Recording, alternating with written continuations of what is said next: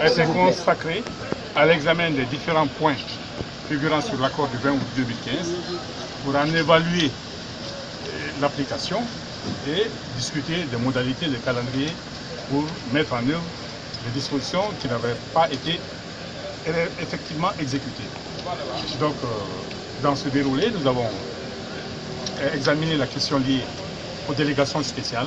Nous avons fait ensemble le constat que les délégations spéciales ont été entièrement installées, et même si ce n'est pas dans le délai qu'on souhaitait, mais pour des raisons diverses imputables à toutes les parties, on n'a pas pu le faire avant la date du 2 septembre 2015 qui figure dans l'accord du 20 août 2015. Et au jour d'aujourd'hui, c'est une disposition qui est entièrement exécutée. Nous avons aussi passé en revue la disposition suivante de l'accord du 20 août 2015 qui concerne la neutralité du service public.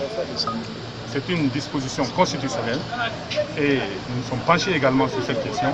Nous avons fait que le constat au niveau de l'administration territoriale, que beaucoup d'efforts avaient été déjà fournis dans ce sens et qu'il fallait encore aller au-delà.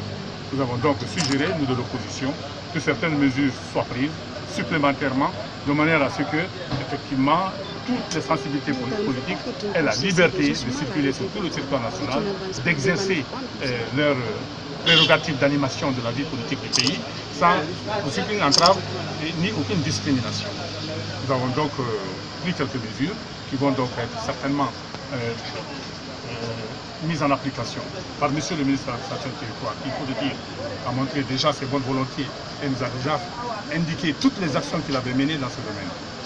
La deuxième question concernant cette neutralité du service administratif, c'est bien sûr le libre accès aux médias de service public. L'équité dans l'accès aux médias de service public par tous les courants politiques, quelle que soit leur obédience.